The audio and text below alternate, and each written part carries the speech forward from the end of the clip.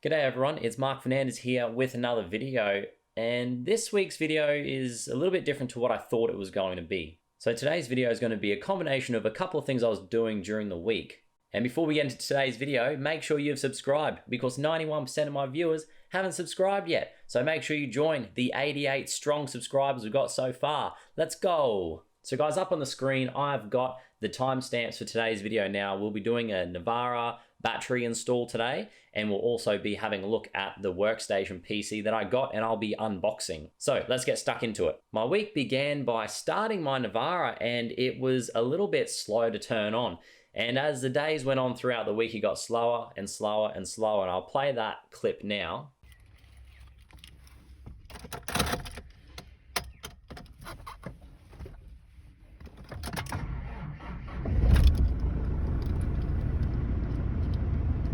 So you could see it was getting a bit slow to turn on and every day was a little bit slower.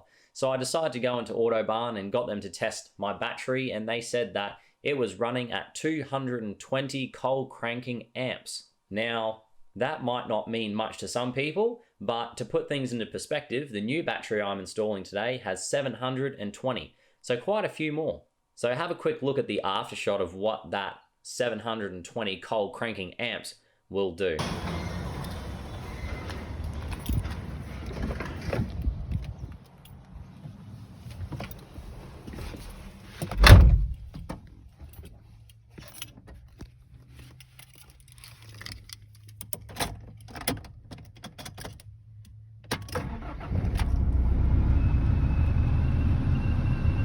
So in the process, I did find out a little bit of information about car batteries.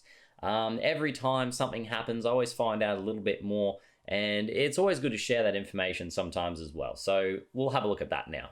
So when I was at Autobarn, they had quite obviously their two biggest selling brands of batteries that they had.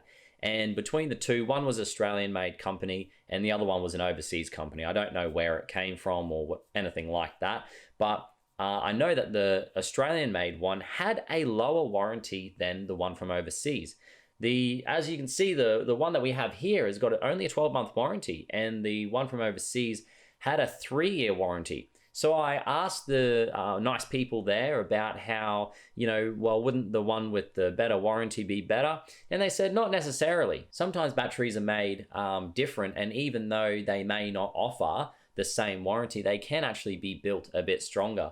And especially the ones made in Australia would be made for Australian conditions. And the testing and the being made in Australia is a very big selling point because, we have different terrain than what they have in major cities, overseas as well. So we need to consider as well that I will be taking it off-road and it does have a bit of a harsh ride. So it's going to be getting bounced around quite a fair bit.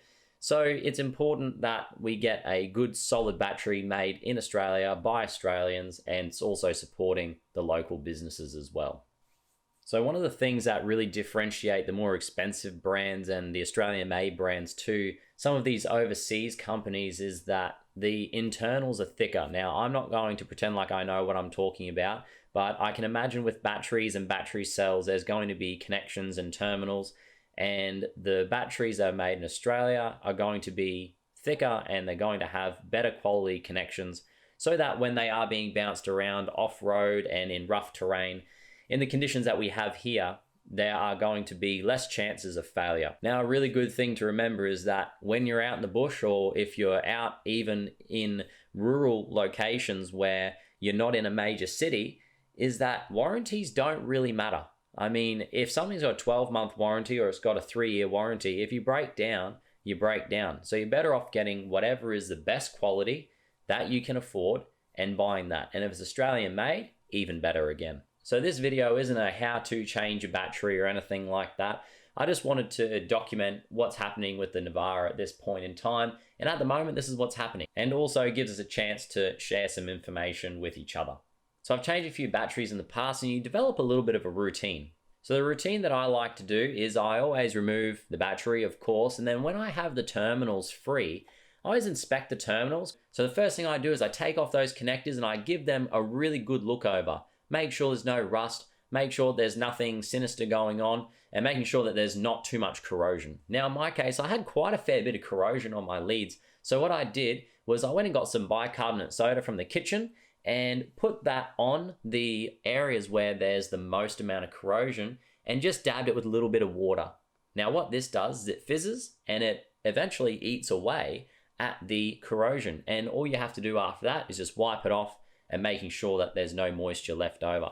Now what I don't recommend you do is I wouldn't put a whole pile of the bicarbonate soda on there, and I wouldn't dip the whole lead in water. All I did and all I needed was basically just a small spoonful, and I even just heaped it up on the end of a cotton bud and just dabbed that around and then just wet the end of it and just wet the bicarbonate soda, and that was more than enough for the reaction to take place. One more thing I like to do as part of that inspection is just have a really good look at the battery tray or where the battery sits. So in my case, my car doesn't have a plastic battery tray like my old car used to. It just sits on the metal, which is a little bit of a problem because if there is any corrosion, and I could see that there has been a little bit in the past, that will eat away at the metal. So it's very important that you monitor that and make sure that you're not going to have any rust in the engine bay. So that's another thing that I just monitor every time I change my battery. Then guys, it's just a matter of just putting the new battery in. So just tighten everything up and away we go. We are all sorted. Zara the Navara has a brand new battery which is going to last quite a long time. So guys, now we are on to the next part of the video, which is unboxing my workstation PC. We're going to have a look at what I'm going to be using it for and why I purchased this computer with these specs. So for those of you that are curious as to what PC and what specs I've got, here they are. I've got a 10th gen i5 10400 processor, which has got 6 cores and 12 threads. So guys, my last computer that I've had it for a very long time, and I've just been using my laptop that was from 2011. And trying to get these videos out has been such a struggle because to export these videos from Premiere Pro takes so long. The last video that you guys saw took about 4 hours to export. And that wasn't even a particularly long video either. It was only about 9 minutes. So I'm really looking forward to seeing what the performance is like on this new PC. So some more specs for you guys is it's got a NVIDIA GeForce GTX 1650 Super, the 4GB version, and it's only got 8GB of RAM. I tried to upgrade it with Dell, but they said no, they couldn't do it. So I'm just going to buy an 8GB stick and just chuck it in there. So we will have 16GB of RAM in the next couple of weeks. It's also got a 256GB M.2 solid state drive and a 1TB 7200 RPM hard drive. So this new computer is going to be awesome for me because I'm going to be able to use it for my YouTube, for my work, and also for my photography stuff that I like to do as well. And if you haven't seen any of my photography stuff and you would like to, it's all on my Instagram at Mark Fernandez Media. There was just the Targa on this weekend, so I'm going to put up a pile of photos on there so you don't want to miss out. So everyone, thanks for watching this week's video, and if you haven't subscribed, make sure you do that, and I'll see you next week for our next weekly video.